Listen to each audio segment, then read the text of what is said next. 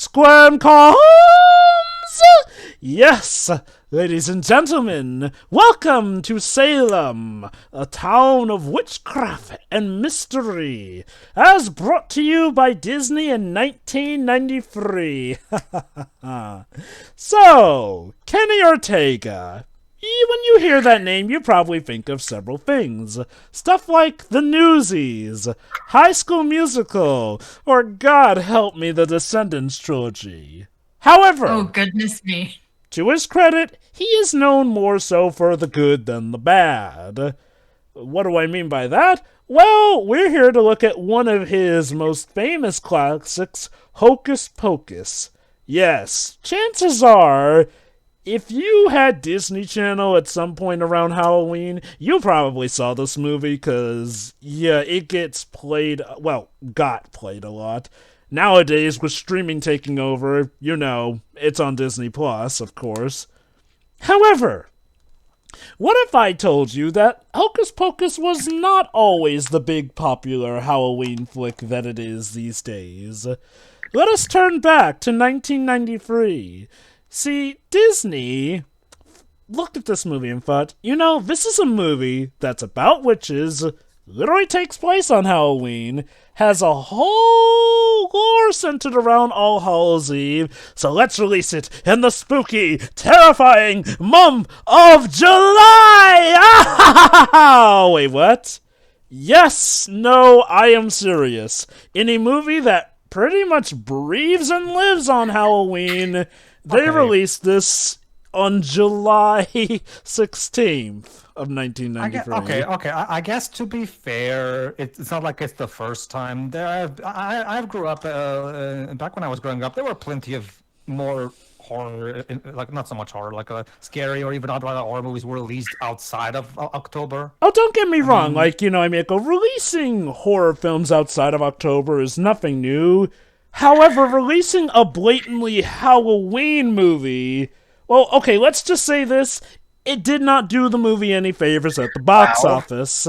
Well, Joe, but I can tell you that the UK did release this in late October 1993. Well, there you go then. Too little too late, though. See, as a result of, releasing this in the big money-making country at the time, the US of A, in July, on a budget of $28 million, the movie unfortunately made only $45.4 million. Now, granted, critical reception was also not kind to this movie, although viewer scores were much higher, since on Rotten Tomatoes, the viewer score for this is 70%, compared... That was common. That was very common back in the 90s. Like, for example, if you go back to Jim Carrey's movies from the 90s, even though they're all beloved nowadays, back in the day when they first came out, they were critically panned, actually, even though nowadays everybody loves those movies. Now, I will mention some of the critics' problems with this movie later when you actually see the movie, because it becomes a bit more clear why the critics had an issue with it. Not that I find it a legitimate issue.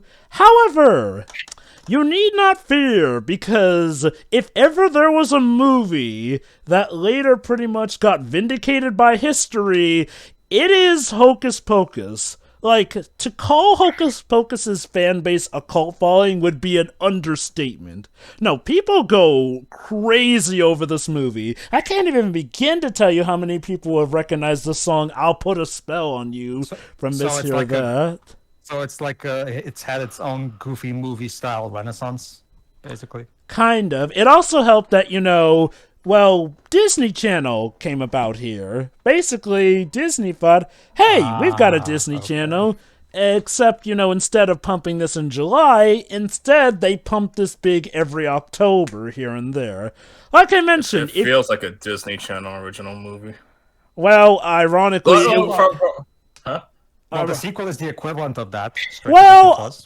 Okay. To be fair, the sequel thankfully has more budget than originally it was going to have, but I'll talk about that. That's not an insult. It just has that energy. Yeah, and you know what? For good reason. I understand. There is kind of a good reason for that. The director for this is Kenny Ortega. I will say this. Despite, again, some of his products not being the best, I feel like he is definitely one of those directors you get when you don't have the biggest budget, to make something seem like it could be theater-worthy, or at the very least gives you the best bang for your buck when it goes directed to screen. Granted, this one came to theaters, and it does have some good production values here and there, and of course it has a lot of a recognizable cast who you'll definitely be more familiar with now than back then, including, of course, Bette Midler, Sarah Jessica Parker, yes, that same SJP from Sex and the City, Kathy Nahime,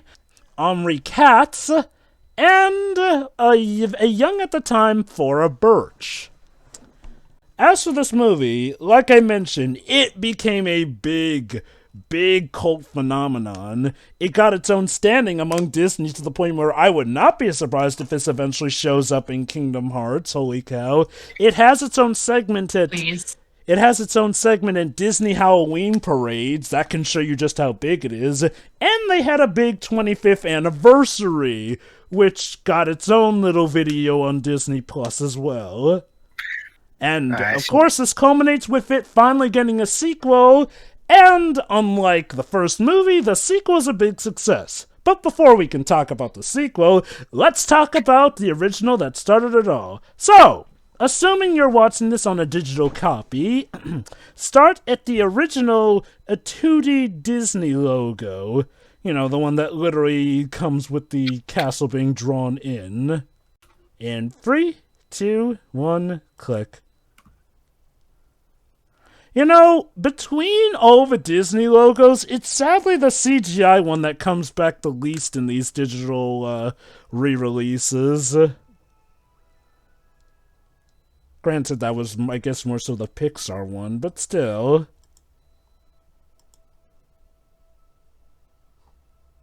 Walt Disney Pictures. Basically, audience, this is I actually never saw this movie, but I have heard tales about it. Like people mention it here and there. So this would be basically me seeing what all the fuss is about. Finally, let me put it like this: Hocus Pocus has grown to be one of those movies that's so big that it's kind of like Halloween tradition. You David recognize Kushner that name? This?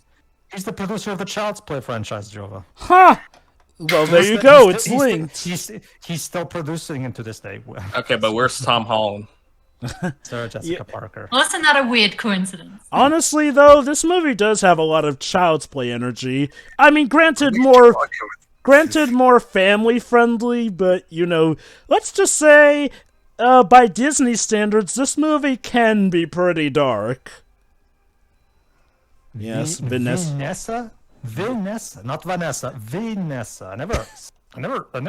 It's the first time I'm reading about that name. Never mind that. What about the most awesomest name on the planet, Charles Rocket? I know, right?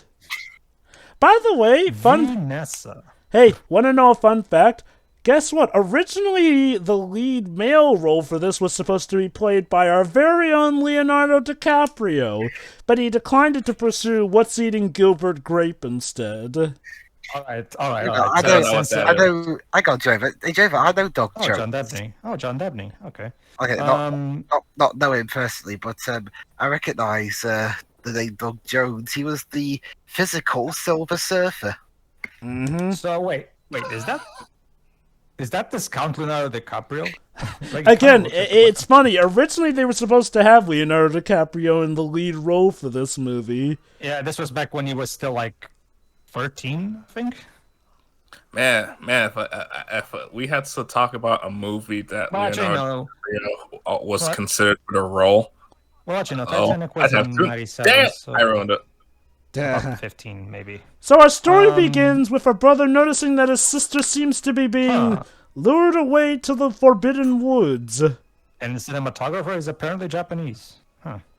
And David Kushner also wrote the story. Yep. Interesting. But, okay. Okay, let me get this joke out of the way right now. So here's Hocus Pocus, starring a human horse. There you go. Got my Sarah Jessica Parker joke out of the way. Let's move on. I don't get it. It's a common thing that people like to joke about with Sarah Jessica Parker because of the way she looks. Fun fact, actually. Don't hate Jessica Parker. I'm just joshing. Fun fact, actually. Unless you're the CEO blockbuster. Fun fact, actually, Sarah Jessica Parker was actually a bit late to figuring out how big a cult phenomenon Hocus Pocus had become. She actually didn't know about it until years later when she saw how big it was via her Twitter feed. Mm-hmm. So here are the 3 stars of the show, the witches. You know what? I get. You know what? God. Oh no, Beth Midler. You know, Jova. You know, Jova. If this movie was made today, I bet you one of the 3 main characters would have been played by Kristen Wiig. Most likely. Yes, Definitely. Actually, that would have been Sarah Jessica Parker's character. bit of a fun fact, actually. At some point, the sequel was supposed to be a reboot, but I'll go more into detail with that when we talk about the second film.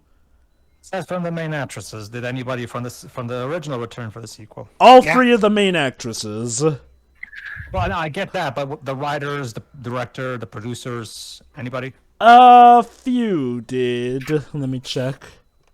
I mean, at least it's not like Mortal Kombat Annihilation, where like the only returning crew member was the directors of cinematography. And he David. became the director. Good news. David Kirshner came back as the story writer. And I'm guessing producer as well. I'm guessing. Actually, one, get so- this. The producer for the sequel is the same guy who's directing Disenchanted. Oh, Huh. I guess, sure. Thought that would please you to know. Well, I'm guessing he's like a major Disney guy right now, so it does make sense, to be fair. So it seems like, they got, the main things that helped make it. Hey. Also, John Debney came back for the music in the sequel. So, okay, so if I understood correctly, this kid barges into this witch's house and he's probably gonna get turned into a frog or something. You'll see. Basically, they have kidnapped his sister and are intending to use her to become young properly.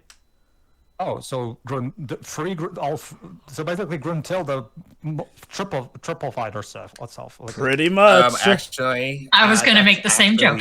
Banjo Tooie when she has 2 other sisters. that is true. That is true, actually. Oh, holy crap! So Banjo Tooie ripped this movie off. So, gotta give him kudos for the makeup here, which makes even Sarah Jessica Parker, who was absolutely the youngest of the 3, both in and out of story, to look old. I mean, we had that kind of good effect in stuff like The Godfather. So, But it's yeah, more like no. Yeah, let me start by saying this movie has amazing set production designs, especially for 1990s standards. No, definitely. Like back, the 90s were kind of okay, especially by the time we were starting to get into the mid 90s. The mid 90s were kind of a golden age of movie special effects. Back in the day, where the filmmakers were still using practical effects for whenever it was possible and using CGI only when extremely necessary. All of them, but instead of just being a select few like nowadays.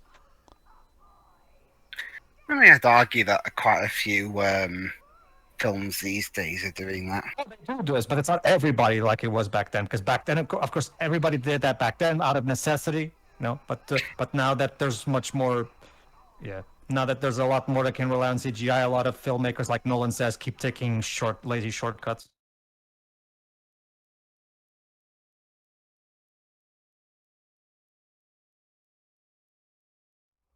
She probably should have done that first. So if I remember correctly, the one, remember the older one is Bette Midler, right? Yep, the leader, Winifred. So, also, another thing about Kenny Ortega, he's not just a director, but he's also a choreographer. He does some in this movie as well. Mm-hmm. Man, the live-action adaptation of Banjo-Kazooie / Tooie is weird. Here's a difference, though. Unlike in those games, the witches actually succeed and kill his sister. Oh. Yeah. Yeah, this is probably where I bring family picture, Shiroi. Yeah. This is where apparently some of the criticism rose. A lot of people were not expecting how dark, a Disney flick of this nature could be. Because okay, mind... So what was the rating of the movie? Let me check. It was If it was rated G, because if it was rated G like they did with Hunchback, I can understand because that movie shouldn't have been rated G. Well, in terms of the BBFC, it was rated PG. Okay. So it's rated PG. However, some people argue that it was more befitting of a PG-13 rating because, let's see, we got stuff like child murder, black magic, and, well, what these characters are about to do to this boy. Which makes it all the more surprising. Okay, now I'm actually wondering that. Okay, so they got those complaints when the theatrical release. So their decision is to put it on Disney Channel for all the kids to see. And people loved it. I gotta admit it. But I gotta admit it though. Remember when Pirates of the Caribbean 3 got the same flack for having a child murder at the beginning of the movie? And that one was actually PG-13. Okay. Okay. In defense of this movie, Dwibs, I will definitely say this. Okay. This movie, at least by the one I'm seeing so far, is doing it to establish that these witches, despite their goofiness, are still a threat. I'm guessing. Second, the thing about Pirates 3, Dwibs, is that starting that movie with such a dark thing, it really showed how the franchise was really straying from the balanced tone of the original film. Where the movie was trying a bit too hard to be dark and serious and shit. Some nice good body horror. Yeah. This movie on the other hand doesn't feel like it's trying too hard. Not really. Essentially, what they did is doomed him to a mortal life as a cat. Is it going to be Salem now from Sabrina? It's funny you mention that, actually. I mean, that's the name of the place, rather. Was it going to be an awful animatronic cat? So I'm guessing in the sequel. You've seen that show too, Dwibs. Yes, I have. Fun fact, I saw this movie, well, parts of it as a kid. Shut up, Sarah. Yeah, that's the thing. Sarah's the youngest, but she's not the smartest.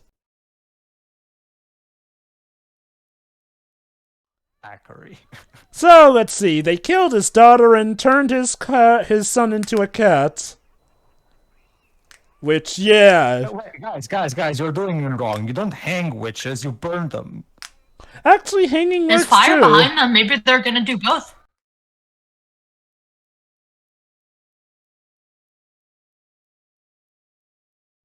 Oh my god, what a brilliant plan. They're going to cause the peasants to go away because of their awful singing.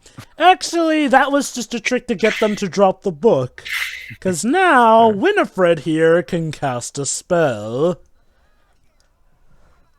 Okay, so just so I get the names right, Sarah's character is... Sarah. Oh, her actual in-character name is Sarah? Yep, Sarah Sanderson. Oh, okay. And Winifred is Bette Midler's character? Yep. Okay, then. And the other one? Kathy's is Mary. Okay, so Mary, Winifred. So yeah, there you go, kids. Three witches got hanged in a PG movie. Yeah. I was gonna say, just like just like in Pirates of the Caribbean 3.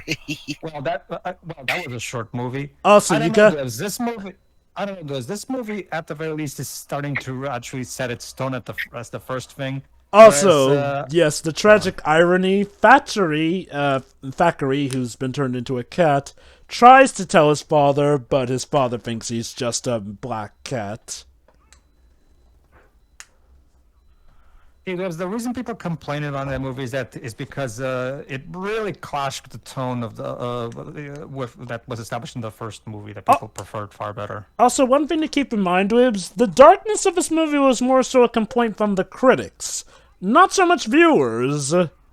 Yeah, that too. I guess viewers complain for everything else. Oh, no. Also... Dwibs. Viewers actually love this movie, like I mentioned. Yeah. Here's the thing. I attribute the failure at the box office as the fact that you're putting a blatantly Halloween project in the middle of July. Yeah. Like, that wasn't going to help it. Not to mention Dwebs. Let me put it this way, Dwebs. The whole thing of the last 5 to 7 years where people say, oh, film critics have really gone on. No, film critics were always bad because so many good movies were fresh in the 90s.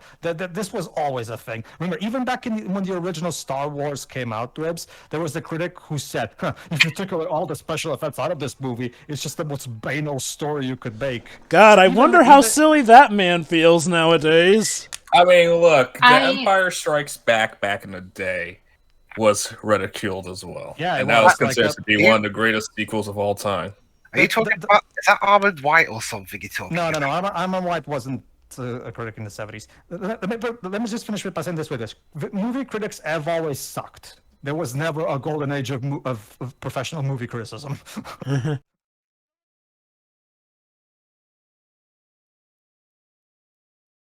Also, I was curious about the rating because it was like, okay, yeah, they killed a kid, but there was no, blood or anything. I forgot about the hanging.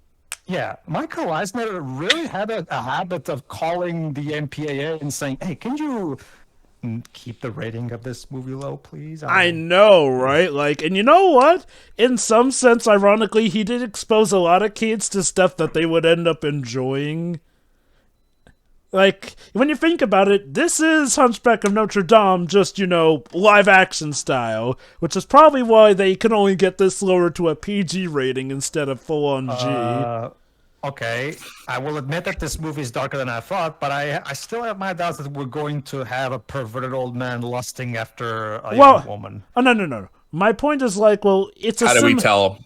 What I'm saying is that it's a similar scenario, although okay, sure. Although granted, it's not an old man going after kids. Oh. Remember, we're dealing with witches, they're women. Sure. But yeah, no, this is Max. This is the role that Leonardo DiCaprio was originally set to play before he went on to other things. Instead, we've got Omri Kantz playing Max here. Let me just remind me, Joe, because I might have missed it. Was there a time skip just now? Oh, okay. Yes. Okay. Basically, what we were seeing in the past was being told in modern times by the teacher of that class. Yeah, I thought so. Okay, in that case, all the more reason to do it. The reason they start off that dark was to show how much worse things were in the Middle Ages or however long ago it was. Mm-hmm. So there you go. It actually does make sense when you actually see the full context. It's actually a pretty good setup device as well for the story to unfold. Also, I give to you our 90s bullies for this movie. Ah, yes, of course. Skull. 90s movie bullies. Dun, dun, dun, dun, dun. And yeah, does just have a point. I'm not sure if Bulk and Skull were a thing already, but holy cow, these guys. Wait, what year did this movie come out? 1993. I think Power Rangers. I think that was also the same year the Rangers started, actually. Huh. Wasn't it? I'm gonna check. It was either 93 or 94, one of the two. Or maybe 92, maybe. I don't know. I love when bullies have nothing August 28th, 1993, so just 1 month. There you go. 93, the year of 90s movie bullies, I guess. Ice. Yes. He's just a big fan of Vanilla Ice. He saw TMNT too, and so I'm sorry. That's the thing, Dej. By 1993, his 2 years of fame had already run out. So even by this point, look, Pedro. Some people are slow to catch up on the news. So anyway, so the guy playing Ice is played by Larry Bagby, who is Larry Blaisdell from Buffy the Vampire Slayer. And Frank Ellis in The Young and the Restless. Go, Donbass, go. All right, kitchen stuff. And here we have an at the time child actor. Oh,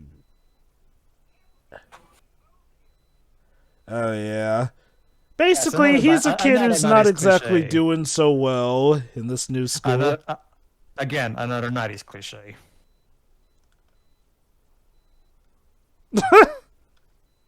So we have the clueless parents that don't understand that they should do something about the kid, of course. Another Of nice course. cliche. They think the fact they don't know that his shoes were stolen. They just think that it's gone because he's doing it as a form of protest. Oh, those crazy kids. You want to talk about that? Oh, actually, I'll wait. What's this? It seems like he's being watched. By his sister. Ooh. Gross. What? No, just a prank. He's pining for Allison. This isn't at the time child actor Flora Birch. And I gotta say, even though she was only 12 at the time, her acting is amazing in this movie. I'm guessing maybe she wanted to become like a Disney Channel actress, maybe. I'm trying to remember if Disney Channel was really that big a thing at the time. Let me check. Well, not necessarily at the time. It could have been like a couple years later.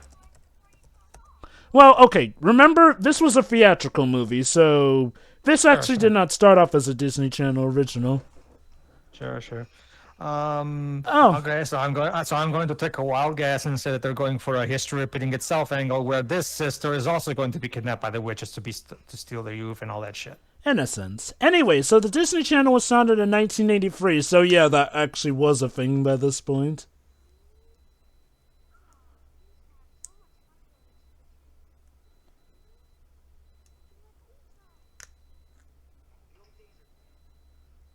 I killed them.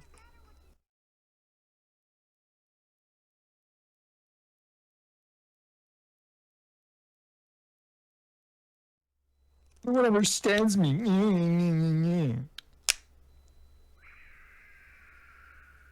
Oh, God. That's one way to get her way. What is up with that statue? They're really into, interesting, house decor. Ah, yes, of course. You see, Dej, aside from the trench coat and fedora hat, there was also this other 90s stupid disguise. Sunglasses and the cap. Because, you know, that totally hides Not your identity. 90s.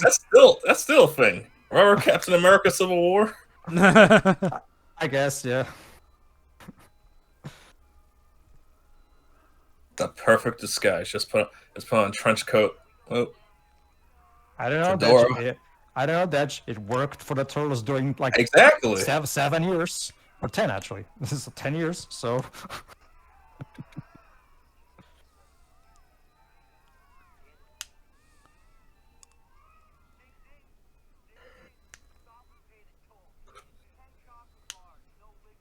Yeah, exactly. Why is he even afraid to be recognized? It seems all the other older kids are also into this shit, so what gives? They're more into tormenting trick-or-treaters, it seems.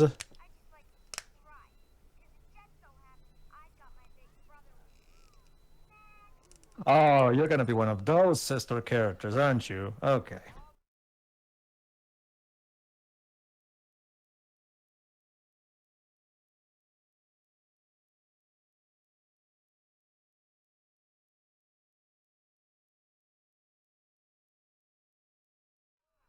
Ah, 90s Yes. boys. You came in so many different flavors. 90s, what do you mean different flavors? Every single 90s movie bully was just a cartoon character that doesn't behave in any way like an actual teenager does. Yes, but they came in different flavors. Dude, your hair's as so cartoon. greasy. I know, right? Hey. Remember, you're a Beavis and Butthead fan. And you know why they look like that? Because that's how Mike Judge thinks all 14-year-olds look like. Well, the thing is that Beavis and Butthead are a parody Are of they even 90s 14? Like, how old are those two? 90s metalheads. They're 14, Shuri. There was a parody of the typical 90s metalhead. That was a thing, basically. People who were all into metal and just went, oh, that was cool and shit. Because that was actually, again, just like Homer Simpson is a parody of the typical American white dad type person, you know?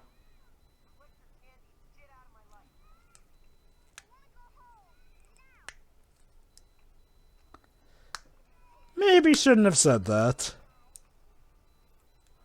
Also, there was also a statue of the devil. Yes. People sometimes put those out on Halloween. Okay, what I do like is that at first it seems like it's going to be the cliche, oh, they can't stand each other, but the movie does make sure to establish that, no, they still do love each other. It's just, he kind of put his foot in his mouth there.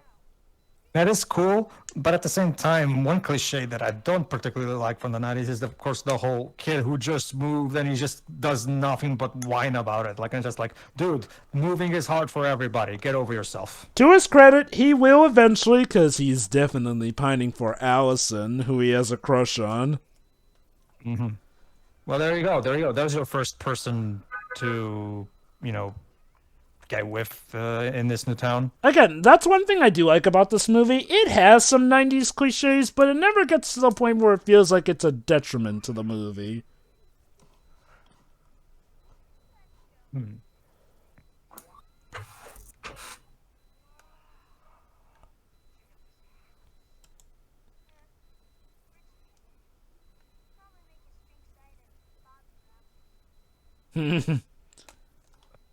Ever been to one of those kinds of houses on Halloween before? Yeah, cider's good. Yeah, I was about to say that's not British. That's not rich people, honey. That's just British people. Well, actually, it's one of those fancy parties where we dress up like British people, like they're a real thing. Ain't that right, Jeroen Dibs?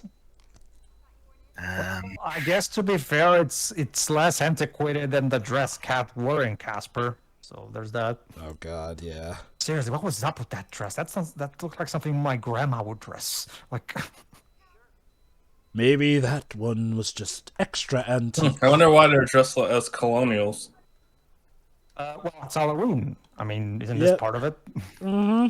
Why that specifically? Wait, isn't this? Yep, that's Allison, the girl that he has a crush on. Let me. No, I get that. I'm talking about the actress. Let me see who she is. This is Vanessa Shaw.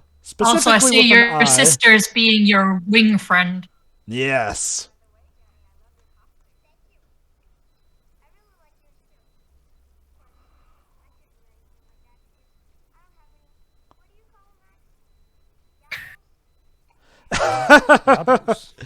Boobs.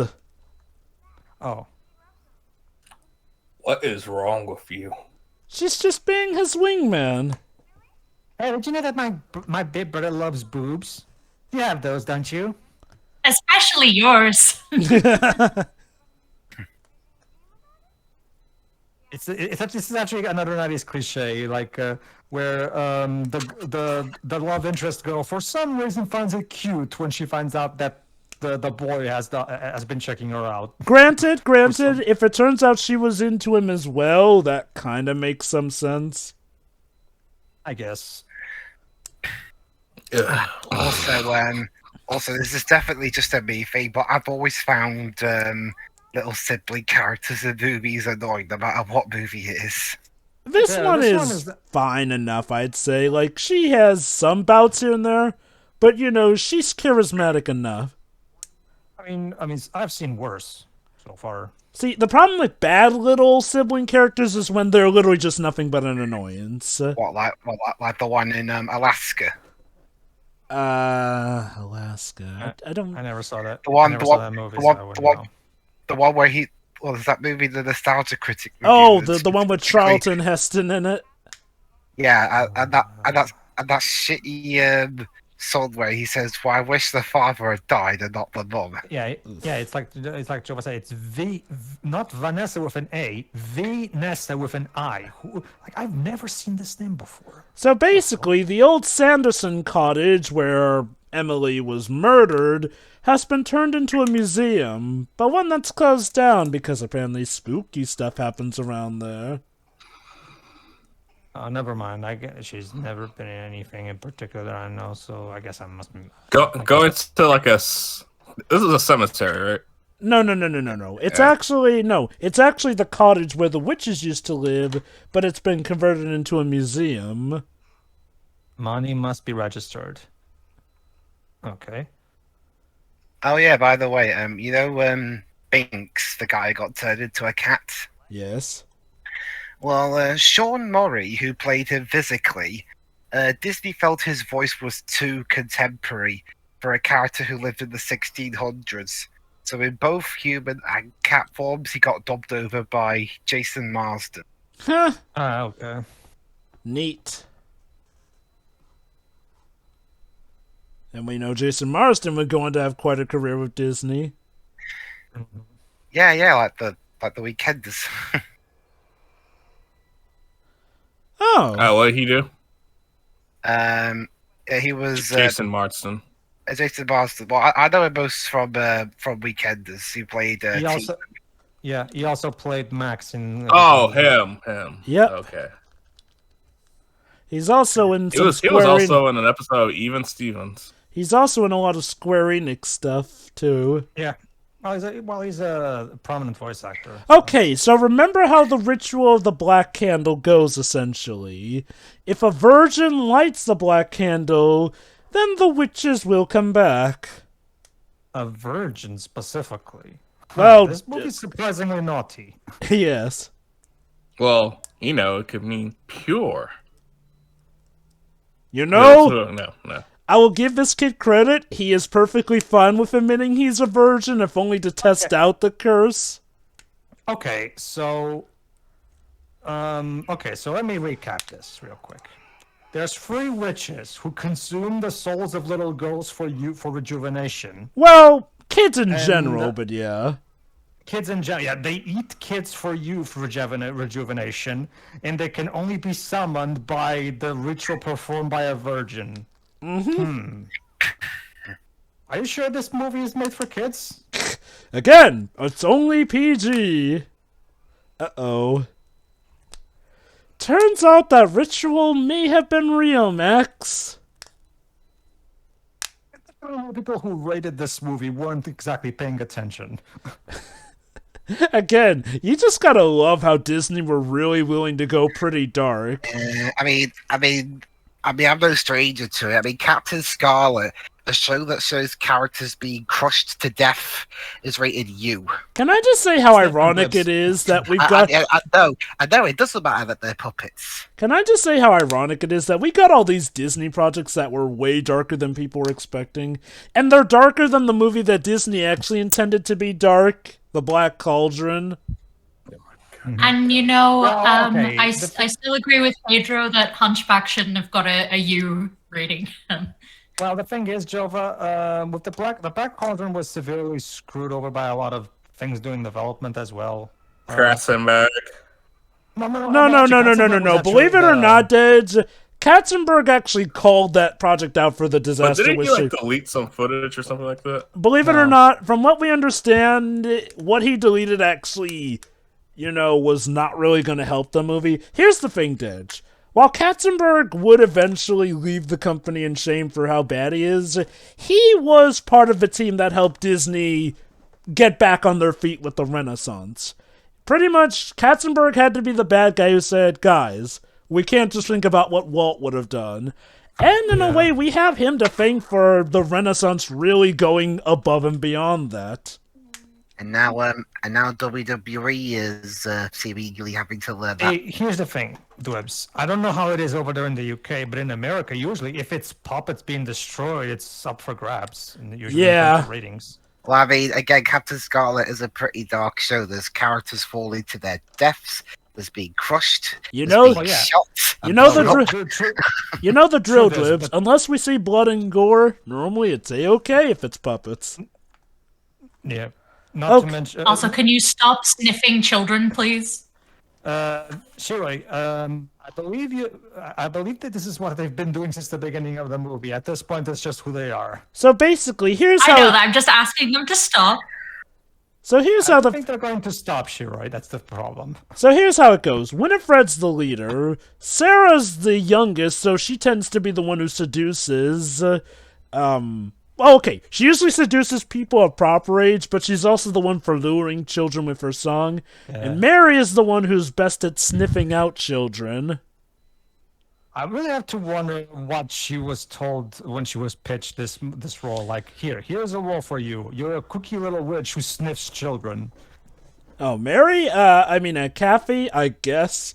Well, I'll give them credit. They pretty much give their roles 110%. Bad touch? We're all just joking, right? You wouldn't Somebody help actually. me. Honey, have your parents never taught you about stranger danger? Okay. To her credit, they literally just popped up out of nowhere. She's kind of surrounded, too. Huh, suddenly I'm getting a sense of deja vu.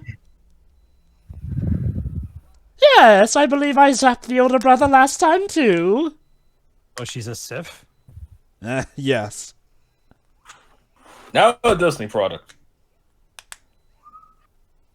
Oh!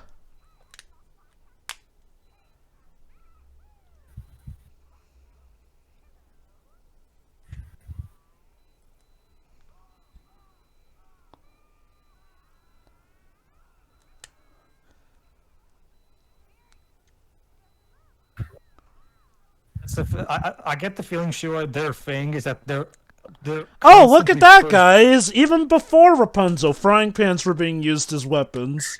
I guess. They got what, Haven't you Pedro? played Smash Brothers with Peach? I get the feeling that's just their thing, Shiro. They're constantly thirsty 24/7. Okay. Thankfully, it's only Sarah who really flirts, since, you know, she's the one most age-appropriate for that stuff. I don't know. Sarah's still like in her 20s, right? Like Pedro, they're, technically- like, teenagers. Pedro, technically Sarah is centuries old, but, you know, she's We're not doing this. physically the youngest. Well, Oh, but I love physically- this. We're not doing this. No. I am doing this. Actually, well, okay. Oh, wait, physically, hold she's on. still, like, I love this bit. Burning rain of death. The burning rain of death. See, one advantage of going it's up... like in Wizard of Oz. I'm melting. Oh, this world. See, here's the thing. One advantage of going up against witches from the Salem era, yeah, they have the same level of intelligence from the Salem era. Also, yeah, the cat talks. Oh, it's what's his name? I'm drawing a blank. Shiro, the cat from Sabrina the Teenage Witch. What's his name? Salem. Salem. Salem. That's it. Fun Thank fact, you. actually, A when cat who's a total fucking mood. You know, I have a bit of a fun fact. When I saw this movie, or again, parts of it as a kid, the only time I've seen this movie in full was actually a few days ago, I actually thought that this was a movie based off of Sabrina the Teenage Witch. And I thought that the sister that the cat was talking about killing was Sabrina. So from my perspective, this was a movie about 3 witches who murdered Sabrina the Teenage Witch. But yeah. Which is interesting because this was around the time that, well, not around the time, like shortly after this movie came out, we had the Melissa Joan Hart Sabrina. So, but yeah, like I was saying, sorry, Shiro, but I really am doing this. Even physically, Jova, Sarah's in her 20s, which makes her still inappropriate to. Oh, she for doesn't- Yeah, way too old for him. Oh, she doesn't often flirt with the kids. It's more so other folks she flirts with.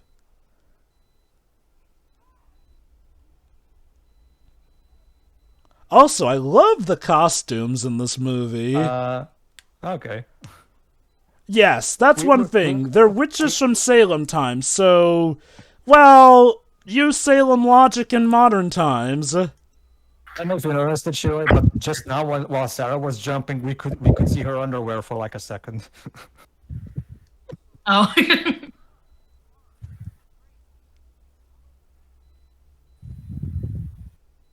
So yeah, in graveyards like this, it's hollowed ground, so witches can't set foot there. So, so Tina was a cat at first. Yes, and this is yet another 90s cliche. The protagonist goes on an unexpected adventure with his love interest, and it's throughout that adventure that they become an item. Maybe he won't be a virgin by the end of this movie. Okay, bit of backstory here.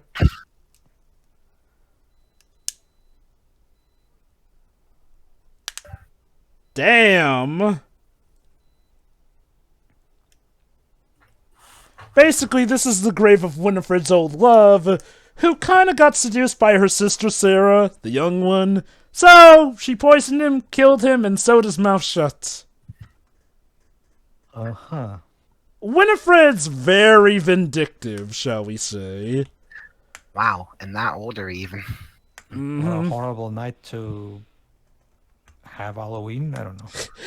I love how they try and apply their logic to modern times. That's part of the charm of these movies. What a pretty spider. Yes. She likes those. Is she eating nettles? I see that Winifred is the abusive sister. So basically, unfortunately, while the curse did bring them back, when sun rises, they turn back to dust. Unless they complete the spell, which can keep them young forever.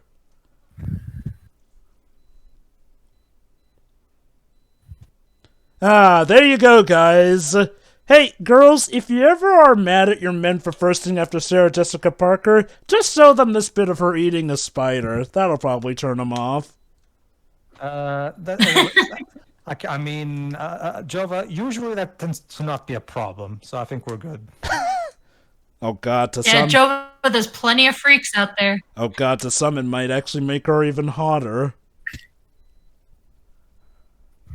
So yes, Thackeray has literally been alive as a cat for all these years to prevent the witches from being brought back. I mean, on the one hand, eternal life. On the other hand, yeah, eternal life. It was a life.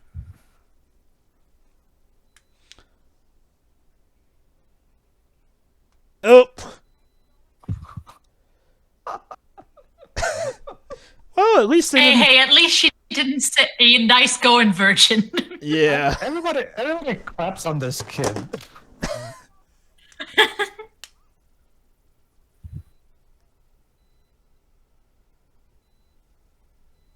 So yeah, to their credit, they do immediately try and burn it.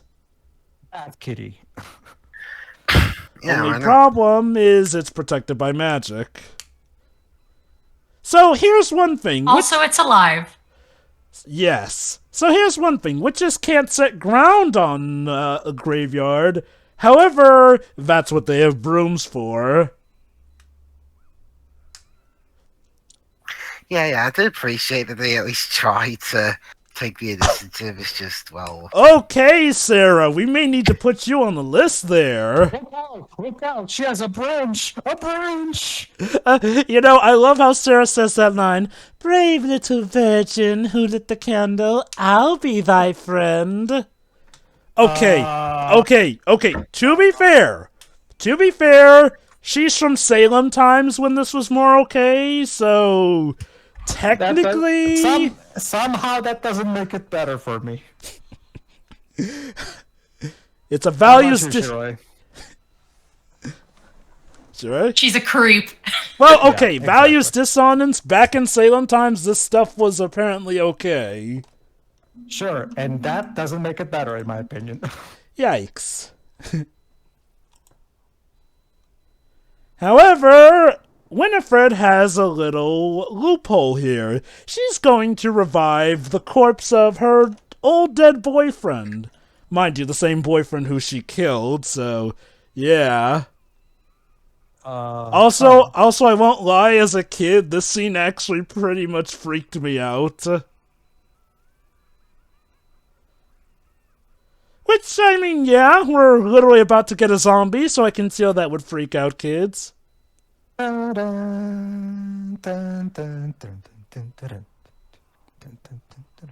here he is! Old Billy, played by Doug Jones. Close to me. I think he's not dubbed by Lawrence Fishburne this time. Nope.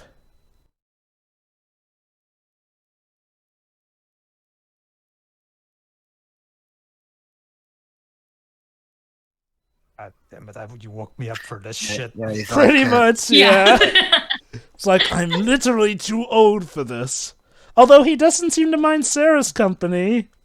Literally, I'm like, what? 500 years old at this point?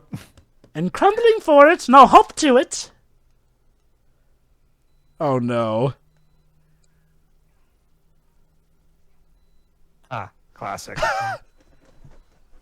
Let me guess, he picks up his head and puts it back in like a Lego. Well, zombie, yeah. he's just got a bit of problem finding his head. See, that's another thing in some zombie movies, Shiroi. Zombie bodies apparently work like Legos. You can just pick it up and just plug it back up. There you go. Good as new. Sounds about right. Okay, to his credit, he does try to shield his sister from seeing all the corpses in the mausoleum. So, good brother instinct there. Sure.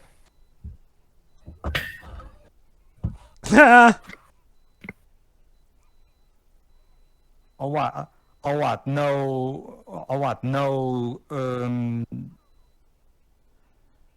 No. Gotta keep your head into this joke. Come on, you're disappointing me. Well, one head pun. I guess we don't want to overdo it. Yeah, they didn't want to get ahead of themselves. Anyway. So, man, what a night, eh? We brought 3 witches back from the dead, a zombie's around, and chaos is about to ensue. No, but it's okay, Joe. Like I said before, there's nothing a 90s movie teenage girl doesn't like more than a kid who goes on a creepy and unexpected adventure with her. Oh, yeah.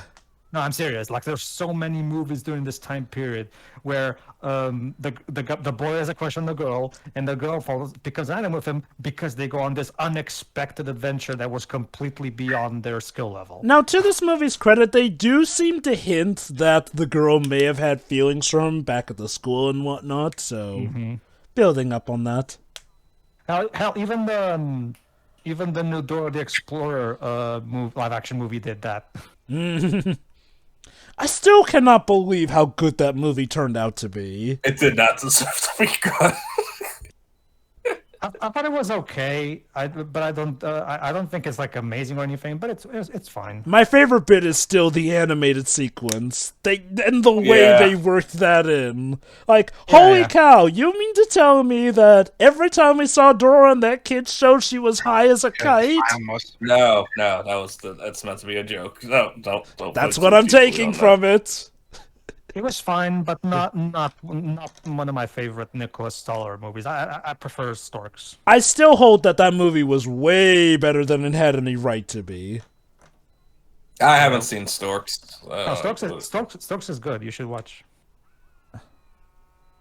If you don't know, oh boy, here we go. Nicholas Stoller wrote Muppets 2011 with Jason Segel. Dej. Ah, okay.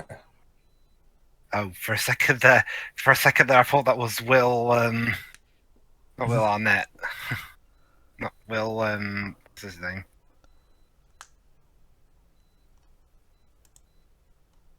Oh my! Will Farrell. I thought it was Will Farrell for a second. I thought that was Tony Soprano. Oh snap! I love this bit.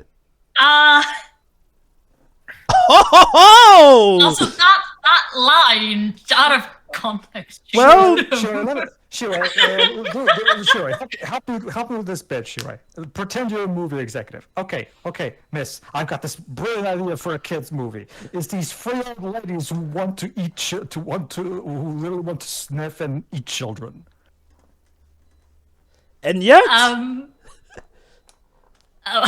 genius! I know, genius. I'm right? pressing the emergency alarm under the desk. Again, quiet alarm.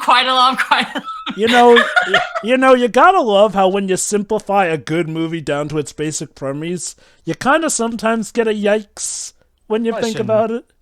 Question: is the sequel? Oh no, this is hilarious. Oh wait, this bit. And they ran over the cats. Question, Java, is the sequel just as naughty and suggestive and creepy as this one is? The sequel's even crazier. No. But, that I can believe. I'm talking about, like, are the witches still constantly sniffing children and that shit, you know? Kinda, yeah. Well, I mean, that's their thing. They sniff out the children. Hey, look, Shiroi! It's your perfect wish! A cat that can actually survive getting hit by a car. Kino, and I took this personally. All right, now go kill Chucky, okay? I mean, normally I would ask why people on the internet haven't gotten crazier, but then again, this movie is very well beloved, so most of those people just grew up with this, so they're okay with it, I guess. double standards and all. I mean, Oh no, people love this movie. okay. No, I get that, Shirley, and that's cool. I just get the feeling that if it wasn't Hocus Pocus 2, probably would have gotten some backlash from the internet. Okay, here's the thing, Pedro. One thing we have to remember, they're the bad guys. Like, okay, the whole double standards thing comes from when it's a character that we're apparently not supposed to hate. Mind you, we are supposed to dislike these three. They're the bad guys. Mind you, they're incredibly charismatic. Also, yeah, they literally hiss at people who say bless you, like they are just that evil. Yes. No, there will be no niceties around me. Yeah. Let me put it like this. It's like a movie with 3 Cruella de Vils, which ironically enough, that's kind of what Hocus Pocus 2 did. Like with 102 Dalmatians, it realized, hey, best thing about the movies are the witches, so let's ramp it up. I'm actually surprised Glenn Close isn't in either of these two movies. Oh, I love this bit. Basically, they mistake this guy just as the devil as their master. Of course.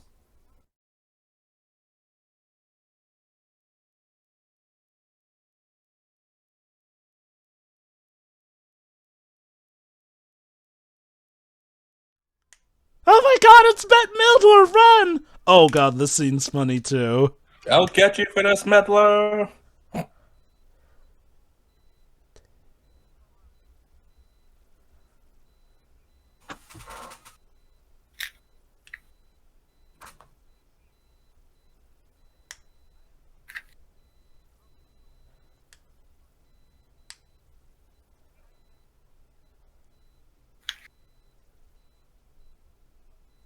Yeah.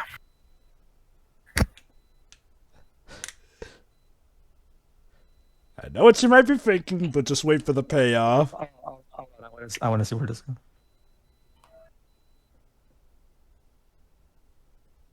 Please stop bringing it up. So, you guys have to constantly point that out every time we talk about this with people. Well, it's part of the ritual. Hold on. Are you a virgin? Oh my god. This poor kid. Thank you.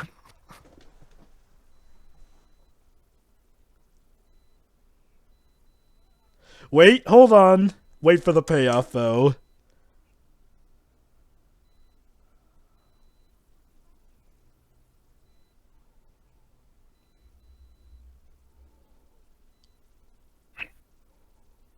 Yeah, he's not a cop, it's Halloween. Oh. It's a joke that works because it is Halloween. That's pretty great, actually. Oh! Seriously. Come on, do you really need to humiliate him at every opportunity? Jesus Christ. That is one thing that they toned down on in the There's sequel. nothing wrong with being a virgin. No, of course. It's just that, the way the guy even went. Are you a virgin? Like, why do you care so much about that? No, that's the thing, Shirai. Allow me to recap what just happened, Shirai. They told him that he's a virgin, and his reaction to that was get up from the bike and ask him closely, "Are you a virgin?" As if that's somehow something that. Okay, I gotta get this thing straight out. I mean, what the fuck? I love that exchange. Ain't you free balls a little old for trick-or-treating? Oh, we'll be younger in the morning. Yeah, sure, me too. Also, I love how they mistook her for Medusa because she has snake pieces in her hairs. Unfortunately, it seems that their brooms may have been taken. By 3 kids. What else? Going as the Sanderson sisters. So allow me to just make a small thing about what you just said, Shiroi. Yes, in general, there's nothing wrong with being a virgin. However, there are some people on the internet who I do think should definitely get laid. So. Hey, both statements can be true. There are some people on the internet who I definitely look at those and think, this person needs to get laid. Yes. Jesus Christ. Although experience has taught me, even if you do get laid, you're still a loser. You can still be a loser. Oh, definitely. There's plenty of them. I can tell you that. Yeah, just look at rich people. Okay.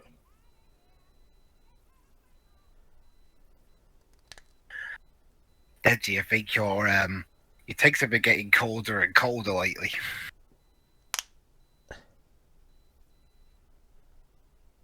Oh boy. Wow, Dwebs, I didn't know you had jokes.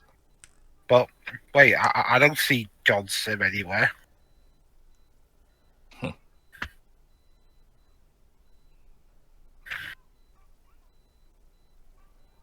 Oh god. Hellhound!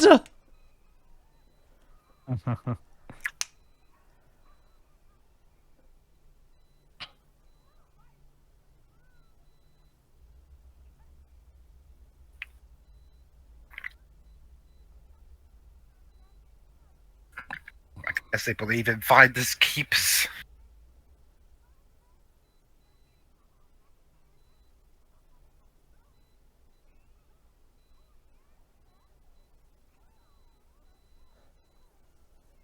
Child, let's eat him. Oh, okay, there you go. That's the first person in this movie to call them out for what they are. Okay, the reason most people haven't called them weirdos is because, well, it's Halloween, so people tend to expect most of Plus, those. I mean, I don't think weirdos would be as good a title as Hocus Pocus. No, that's the thing, Joe. But like, it shows you that kid is particularly above the average in terms of intellect. Well, he's able to detect weirdos even during Halloween. Admittedly, they literally just pulled off his mask. But yeah. Sure, but I get the feeling that kid is definitely smart. Jumbo, I know you said that they're more like Cruella, but I get Yzma vibes off them. Yeah, me too. Yeah, I agree. I guess. Oh my god, this is the opening of Jack. Oh, and by the way, showing like regarding the whole internet thing. Here, true story. Oh, hold on. By the way, the dad, he's the one who's played by Charles Rocket, which, yeah, like Dweeb said, is an awesome name. Oh my god, that's the most dad joke I've ever seen. So he's perfect for it. Yes.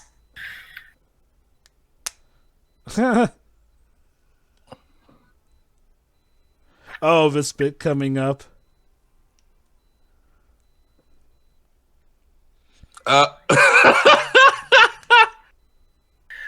Unfortunately, Charles Rocket passed away in 2005. Although, interestingly enough, you know what his last film role was when he was alive? What? Yeah. Honestly, being the narrator for the Pyramid of Light Yu-Gi-Oh movie. Oh my god. Honestly, considering how naughty this movie is, I'm surprised that she didn't pick one of the more naughty and revealing Madonna outfits. Well, I guess, you know, the whole cone bra thing was as far as it went. Basically, Shiroi, during the time that Lady Gaga was at the peak of her popularity, and people were talking about how her wearing a meat dress was like super ballsy and controversial. Like, you guys need to go check out Madonna's old material. Sure, Lady Gaga is nothing. It's got nothing on Madonna in terms of no. If anything, it just smells. Because it was a meat dress. Yeah. It was probably fresh out the freezer. It's fine. That's the thing. She wore the meat dress.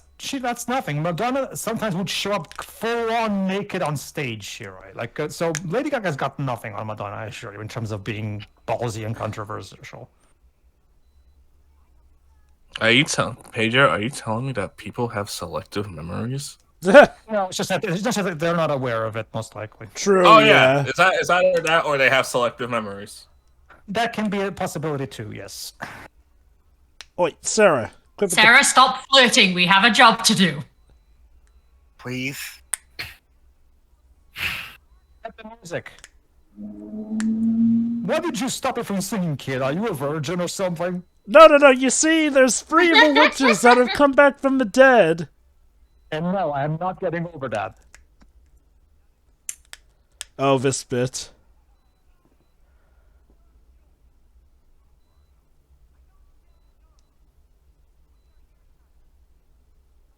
Virgin off the stage! Oh, snap! Do you really think people are going to believe you, dude?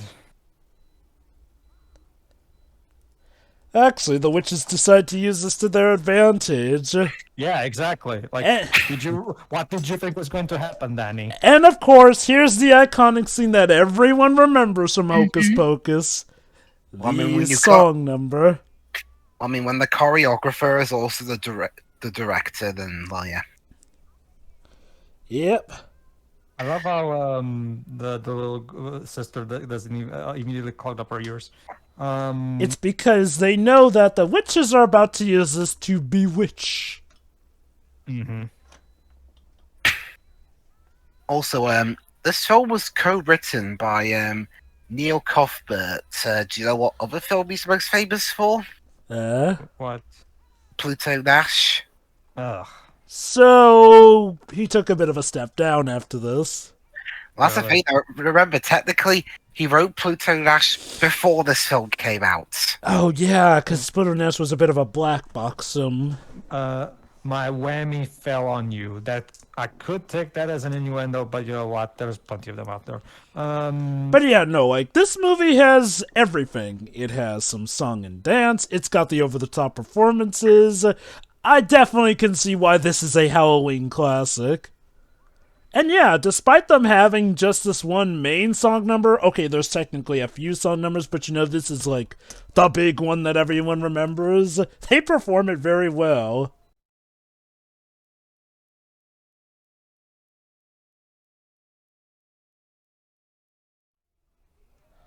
So adorable. Our kids are being chased by a man dressed as a zombie. Hey, Dreamgirls!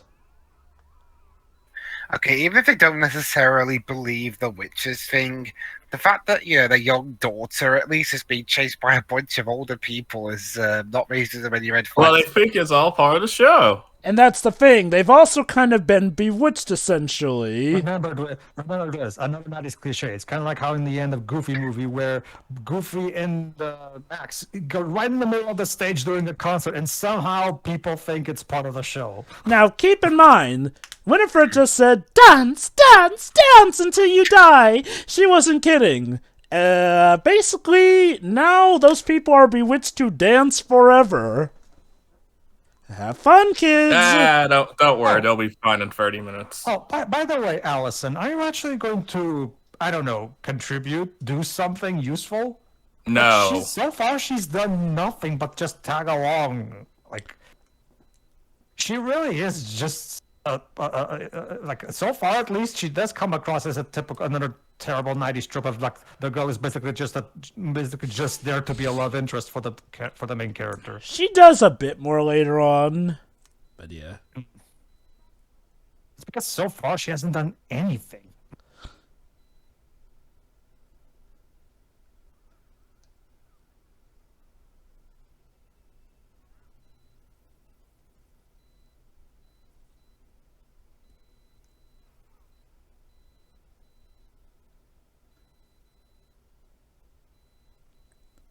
So yeah. Okay, so we're gonna pull Hansel and Gretel.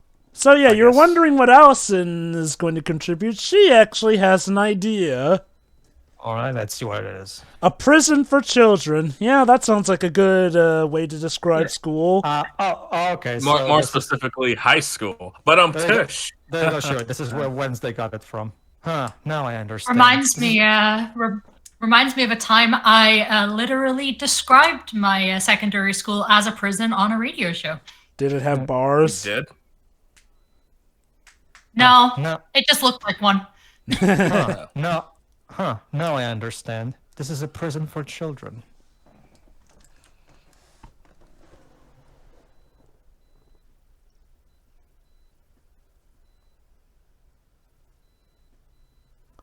God. You can tell, that being said, yeah, you can tell the actresses are having a blast making this movie. Yes. Oh yeah. Yeah. Like even in the sequel too. Let me put it like this. These three actresses are absolutely what make this movie. I honestly thought they were good guys because of how the movie was promoting them. Yeah, and you know what? I wouldn't blame you for thinking that too. Honestly, they're very charismatic to a point where some people actually kind of want them to win, despite the fact that their plan is to literally eat children. Yeah, in this movie, like, okay, let me put it this way. I'm not trying to say that. Okay, this movie works for as it is. It's just that you were making the whole. So hey, comparison. oh wait, Pedro. Here's another kid-friendly thing. They're gonna burn the witches alive. Well, actually, in this case, I actually do think it's fine because they deserve it after what they've been pulling. But again, on a PG rating. Well, it's not like you see their flesh burning or anything on screen. So, True, this yeah. is by G-rated by PG standards. This is difficult. Okay, so since I haven't been we've been talking over it, why can't they destroy the book?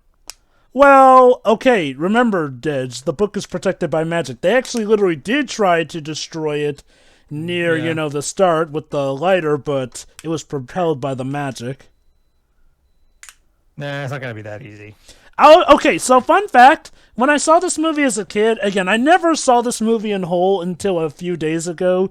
So when I saw this movie as a kid, it was on Disney Channel, and the way the commercial went, I actually did think that this was the end of the movie, and it seemed that later segments were actually a sequel to it.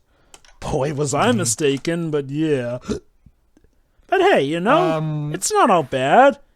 Basically, now that the witches are destroyed, they decide to give Binks a home.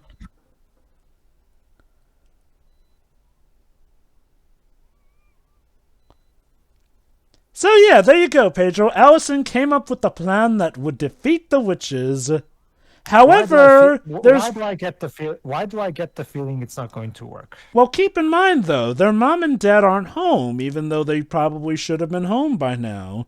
Which would mean they're still partying or dancing. And remember what Winifred said, dance, dance, dance until you die. So there you go. This is Danny's opportunity to... Oh. Wow, Dance Dance Revolution is really this addictive. Yep, or sadistic.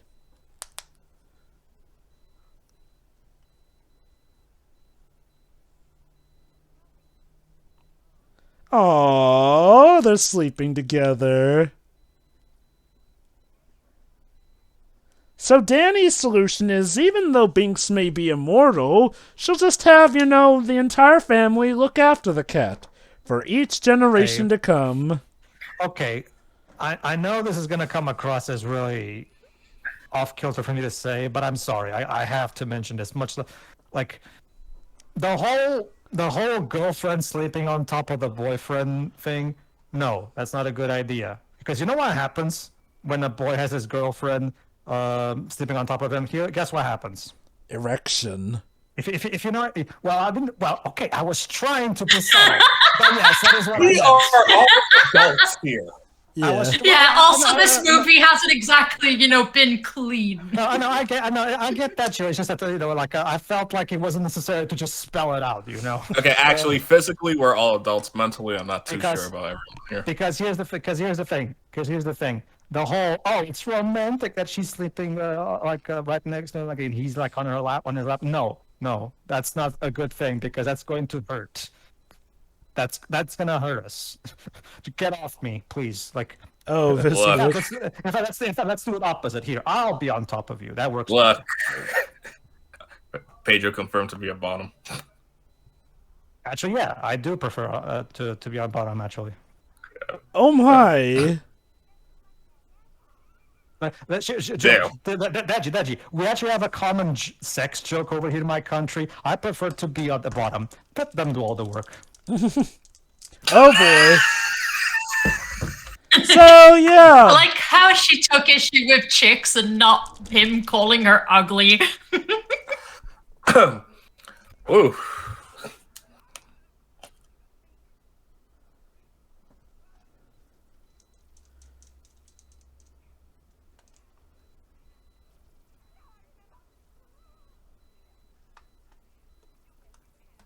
So, unfortunately, while they do now have kids to use on the spell, the problem is that without the book, Winifred cannot remember the spell.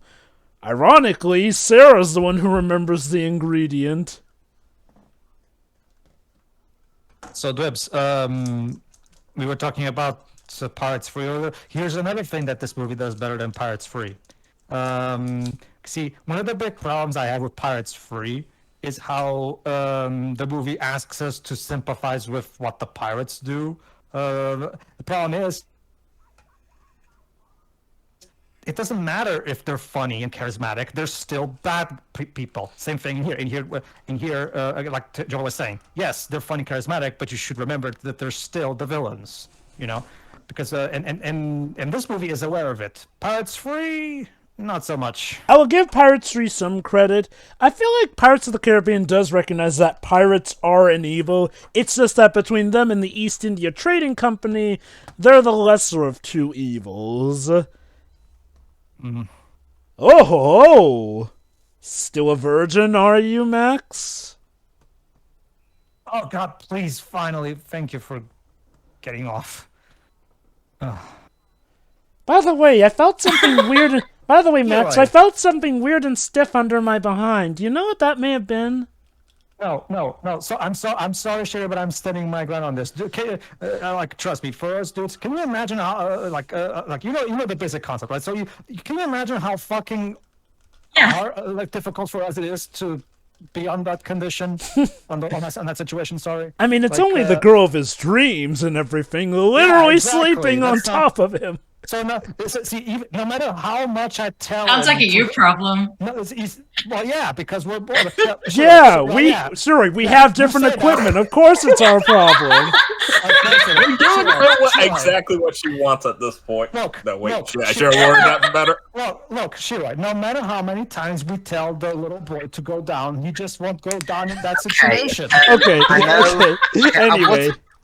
I would normally say how did our commentary of a Disney movie devolve into dick jokes, but this is the movie that keeps banging on about how the main character is a virgin, so... Yeah, exactly. I'm sorry, guys. The movie started it, not me. Okay. Yeah. The movie did start it. So anyway... Disney started this whole virgin discussion. Anyway, to bring it back to the movie, Max and Allison want to think about maybe trying to help turn Thackeray back into a boy from being a cat. And they figure, since as far as they know the witches are dead, there couldn't be any harm in using the spellbook. Also, sure, right. Yeah. You just had your own Elaine moment. Because there's one of my favorite episodes of Seinfeld where George has a new girlfriend, and he's just coming out of the pool, and she sees him naked after leaving the pool. And as they establish, yes. Okay. I love this bit also. So, since their brooms were stolen, they may have to make do. Mm-hmm. Perfect. So, Winifred, of course, gets the broom. However, as for the other two... Okay, Sarah has to use a mop instead. Similar enough.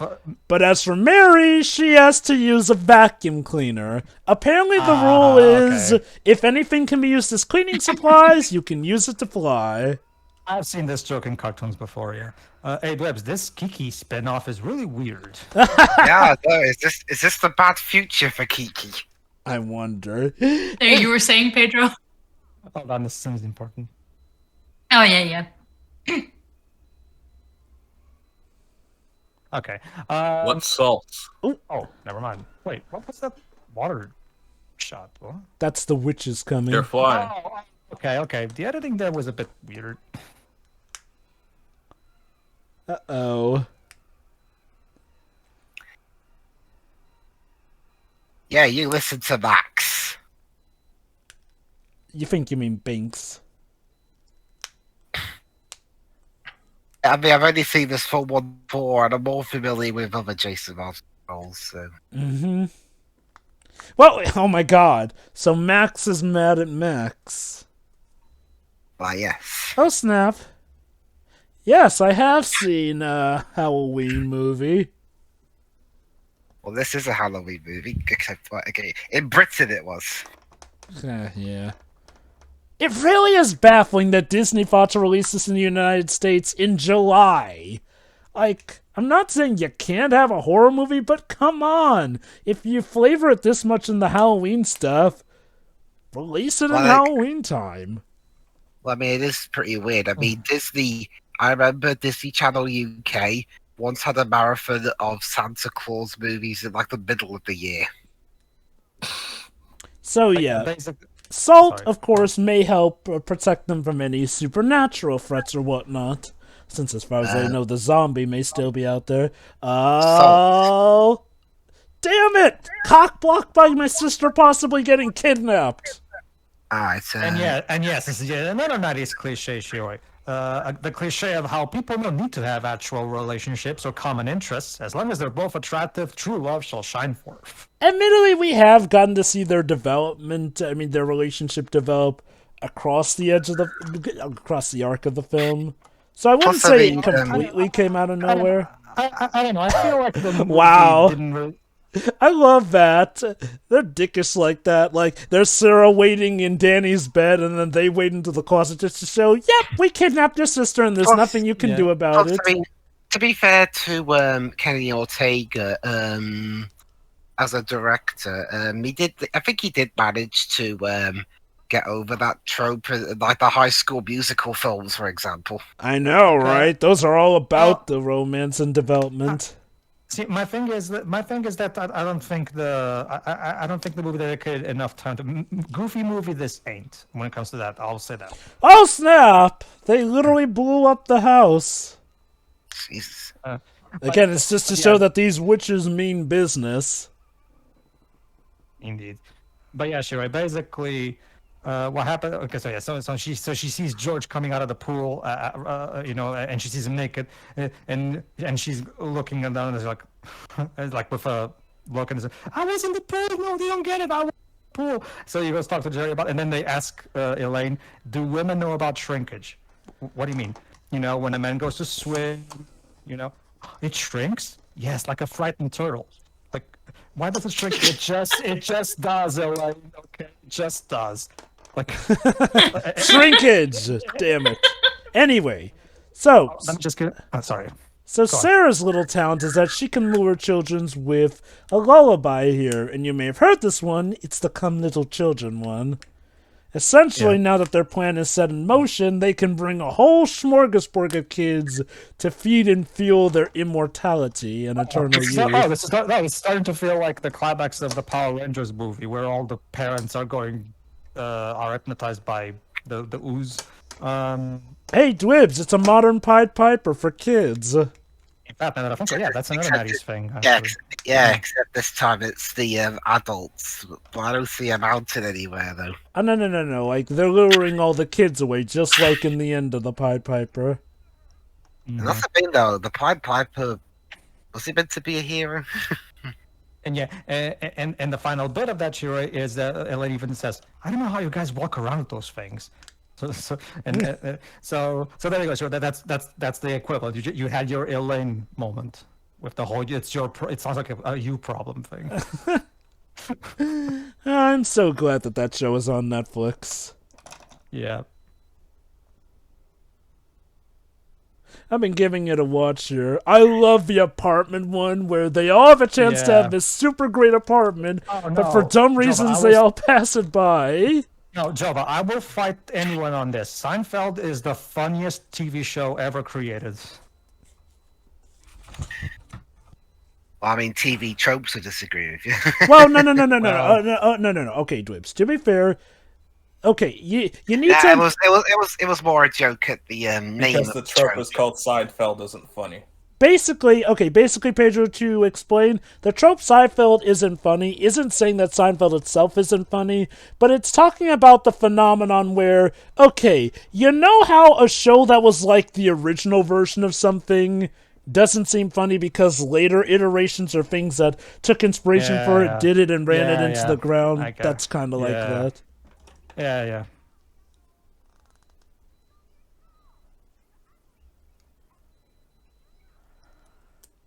Ooh. Is that... Now it's personal. I was certainly expecting it to go, "Why, thank you." No.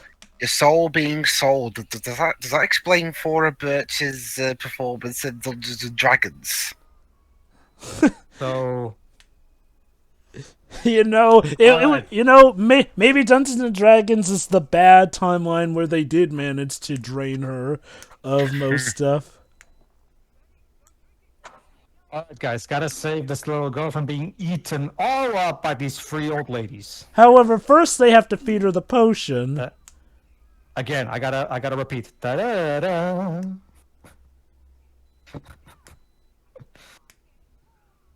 This feels like more like a Nickelodeon movie than a Disney movie, honestly.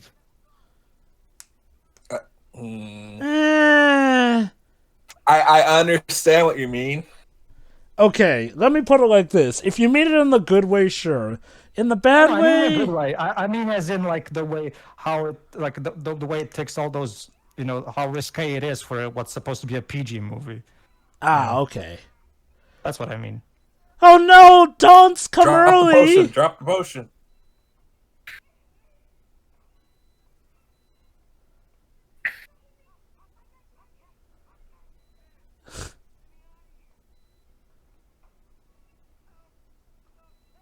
Oh, hey, the sneakers that he stole from him.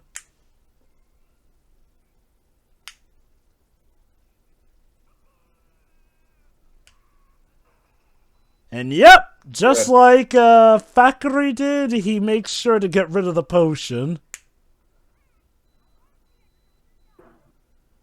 About that, Fora. Yeah, pretty much it's a fake sunrise, so best get the heck out of Dodge before the witches realize. Wait, still alive?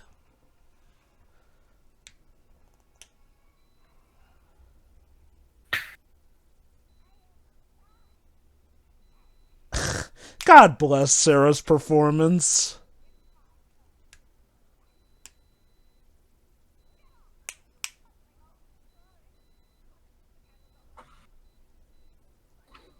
Sarah was literally about to get comfy to just sleep on top of her.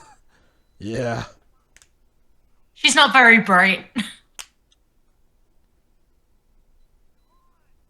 I want you to jump to your death right now. However, there is just a little bit of potion enough left to feed to one child.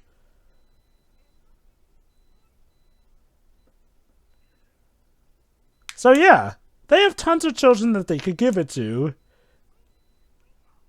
That way they can punish the modern Earth for all the terrible things they've given to the world. Like Black Plague, the Spanish Inquisition, the Brady Bunch reunion.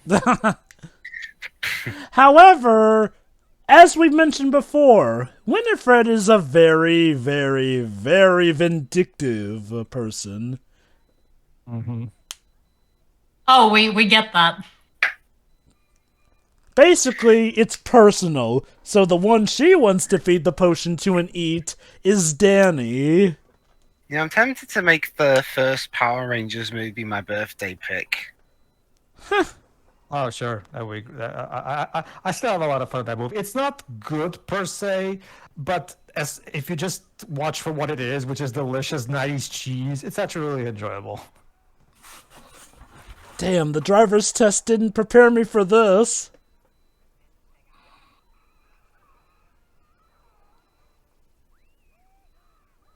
The only thing that I don't really care for in that movie is the CGI Zords. I will take I will take the animatronics any fucking day. Or I think the reason there was CGI is because it was non-canon to the show. I get that. It's just that Have access to the ones. I don't know. I get that, but it's just not a Sentai show without those. I mean, it's not that. Well, technically, that movie isn't based off a Sentai. I know, it's just that, like, it's such a big thing with Power Rangers, Alright, this bit.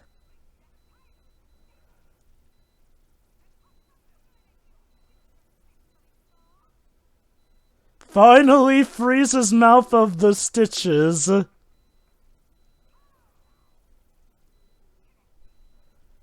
And what does he say at long last? He calls her a wench.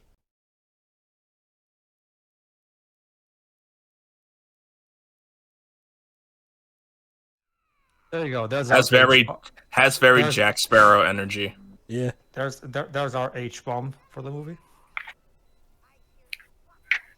Is that who they would have gotten to? Yeah, plot twist in the alternate universe. Doc Jones is Captain Jack Sparrow.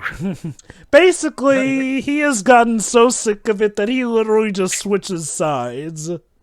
Yeah, and you know, Winifred sounded awfully happy for someone who just got told to fuck off. Well, she'll explain why later. Is that her kink? I'm not kink shaming here, but You'll see. Let's just say, Hell guys, is... Hey guys, did you know that Nike sells some really, really good shoes? Just thought I'd remind you. Unfortunately, he got them fake J's. Of course, a baseball bat, sorry. Remember, the witches can't set foot into the graveyard. They can float and levitate over it, but if they touch the ground in the graveyard, well, let's just say they don't want that to happen. The salt should also ward them off, too.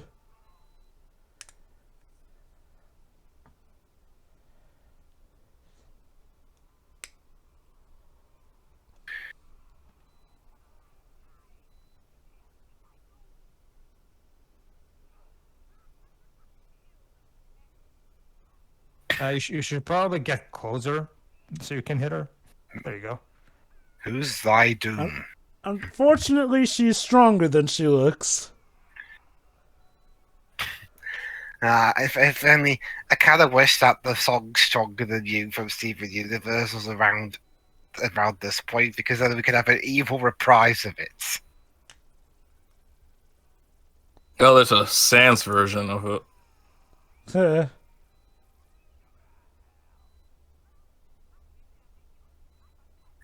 You can't say hell in a Disney movie. See, Hey, you can. See, Pedro, that's why she's okay with being told to go to hell. She's been there and she actually enjoyed it.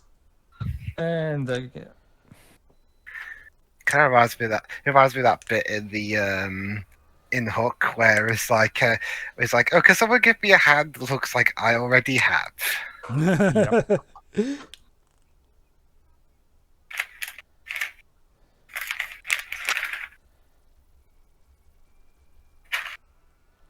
Oh, shoot.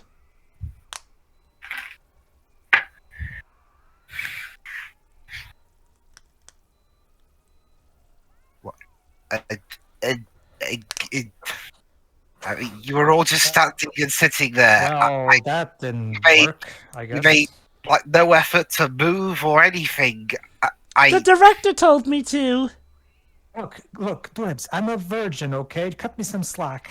I think he was No, talking more so oh, about Danny. Yeah. The ones you couldn't move. Your dick's so big, your legs can't move. But wait, hold on. Oh no, factory. Okay. You think I haven't killed children before?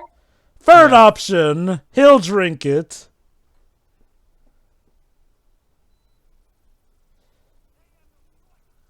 Well, he smashed it now, so... Well, he drank the potion first. So now she has to take him instead.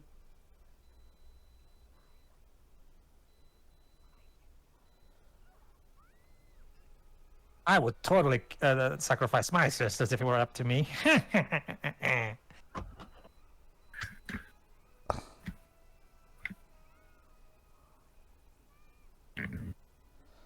Don't say it yet. Sarah's way too into this.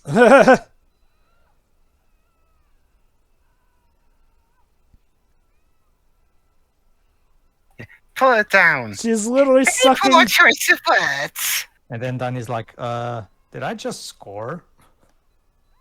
Well, she's sucking him dry, so... Okay, so yeah, I guess that works, yeah. Of all the ones, though, it's with Bette Midler. You said that on purpose. The Pictures presents a movie where an old lady sucks a young boy dry. Oh, And he's somehow still a virgin. Damn, this is a very ungrateful world. The 300-year-old Yeah. virgin. here lies Max. He never scored. No. It's funny. This literally Pedro, came. life is the worst. It's funny. This literally came a year before Lion King came to theaters. Sure. You're not saying Uh-oh.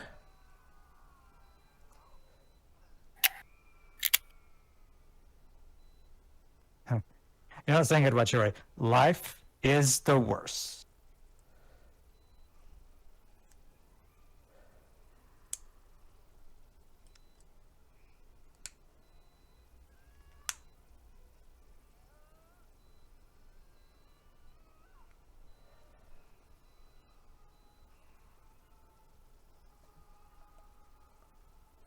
Yeah, one problem though. She's standing on hallowed ground and the sun is coming up. Talk about terrible timing. Okay, burning them will work this time.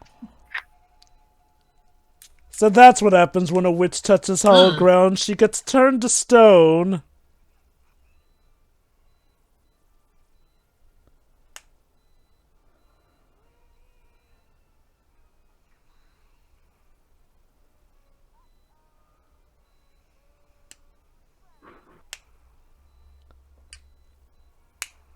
They just got blown up Metal Gear Solid style. They took it really well. Honestly, you know, I mean, there was nothing they could do about it. it's funny. Some people are actually kind of sad when the witches go because they're that charismatic. And yeah, like Dead said, sometimes the marketing made it seem like the witches were the good guys. But hey, all is well that ends well. Can Hocus Pocus 3 be about that? A perspective switch? Actually, Dwibs, Hocus Pocus 2 does actually apparently flesh out things a bit more. Now I know what some may be thinking. How on earth could there be a Hocus Pocus 2 with that? Oh, you'll see. Ah. I mean, he literally was about to sacrifice his life for hers. I think that's well earned.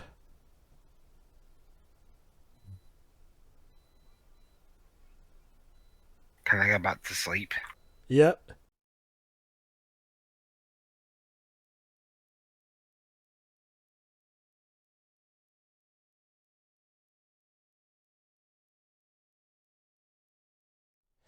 But yes, what became of the cat?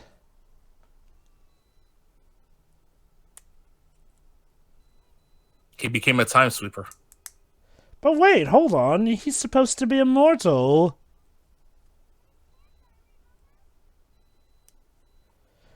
I get the feeling that at some point Akira Hino broke into the writer's room and demanded that they kill that cat that dare survive That getting cat's hit been by a alive bus. way too long. But there is actually something good about this.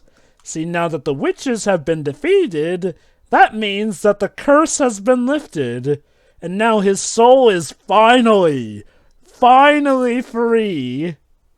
So in that case, technically the cat wasn't killed because he was never a cat to begin with anyway. That was just a shell created by the witches. Yeah. That's still a dead cat over there. Yeah. No. It was never allowed to begin with, Shiroi. Hocus Pocus 3. Akira Hino with subtitle And Fuck look! Cats. Kind of. He gets to reunite with his sister. Kind of a shame that she died young enough that her ghost is literally that young, but, well, you know, witches be dark like that. It's just a kiss of friendship affection. Come on now. He whispered to her, "I shall always be with you." I don't know. Like, does he even what is he even to her? Like, what? I don't get that. Friends. Well, he reminded her of her sister. His Of her sister. Yeah. Oh, this bit.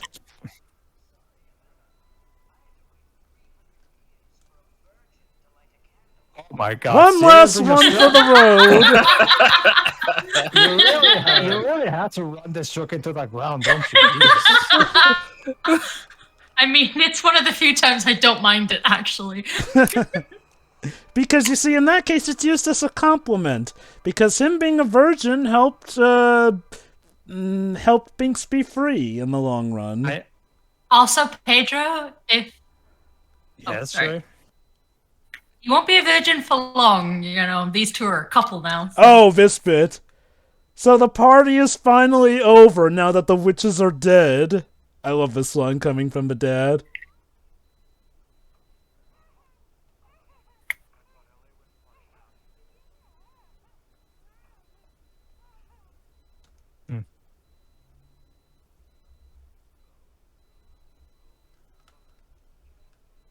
And then they starve to death. But wait, hold on. The book is still alive. Dun, dun, dun. And that was Disney's Hocus Pocus. All right. Yeah. Can I go first? Sure. Sure. All right. I did see this film like nearly a year ago on Disney Plus. With me dad. Was it in And that- preparation for the sequel coming this year? No. It just something about it sounded familiar. So, Uh-huh. so I saw it that way. I think it's solid. The performances are good, especially from the main witch trio. Yep. And the story is solid enough to follow. I mean, the Virgin thing. I think the Virgin thing was really all that funny in the first place, and they kept going with it. I can't help but find it amazing that we got all these dirty jokes in a Disney product of all things. The music's fine. I did like the choreography. I mean, it's Kenny Ortega. I mean, he's a choreographer and a film director, so you know, why not put those skills to use? I mean, he did the same thing in High School Musical. And overall, yeah, I think it's a solid film, but I am interested in seeing how the sequel can manage to reverse the effects of being blown up. So yeah, that's what I'm looking. I'm looking forward to when we do that next time. Mm-hmm. That's it. All right then. Shiroi. Yeah, I love this movie. It's a lot more inappropriate than I remember it, actually. So, I kind of find that ironically to be part of the charm. Like, holy cow, Disney in the 90s were definitely not pulling any punches. because like my mother like loves this movie, and so this would be on the TV when I was, you know, growing up as a little kid. So it's like a shit ton of this did not click with me at all. Reminder, this was shown on Disney Channel practically yearly for every Halloween. As a kid, kind of missed the more adult jokes here and there, so... And there are a lot of them. Holy cow, yeah. So, does your mother like the sequel? She didn't. I did, but... Okay.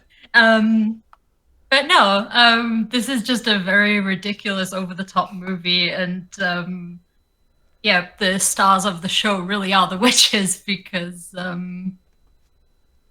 yeah, pretty much all the attention is on them, and you do kind of, well, more than kind of, you do root for them. Yeah, like You to the know, point for, where I'll admit I kind of almost felt a bit sad when they died. Yeah, I know, right? I mean, well, that's The music is also great for this. It's definitely they the don't- mark of a good villain when you actually are kind of sad that they lost a bit. Yeah, Pedro. No, never mind. Abort joke. Go on. Oh, okay. I guess I'm more attacked than the movie itself, because holy cow. Yeah, our poor protagonist, by the way. Again, nothing wrong with being a virgin. Well, I get the feeling he's not going to be a virgin for much longer, given how close he and Allison were seeming there. Doesn't justify it though. No, it doesn't. Give the boy a break. And remember, this virgin is the reason that the witches are away for what was then forever, so, you know. So technically, he saved the day. Yes, he did. I'm not sure I have anything else to say. So, yeah, great movie. All right. Yep, All right it. then. Dej. This movie was good. Not amazing, but I was like, yeah, I had fun with it. You can it's see why 90s it's cheese. considered a classic. Yeah. Obviously, The Witch is still the show. I don't know if you can't go Max being a virgin. It's hilarious because they got away with a Disney movie. Well, again, it's a Disney movie where we see children get murdered, people get hanged, gruesome bodily horror occurs, and we literally see a cat get flattened by a bus and have to see his body re-inflate after getting ran over the bus, so, it's okay, only PG. Bring the kids, they'll enjoy it. Mommy, what's a virgin? Well, you see, it means pure. Again, That my line. mother had... Oh, sorry. Go on, Sheree.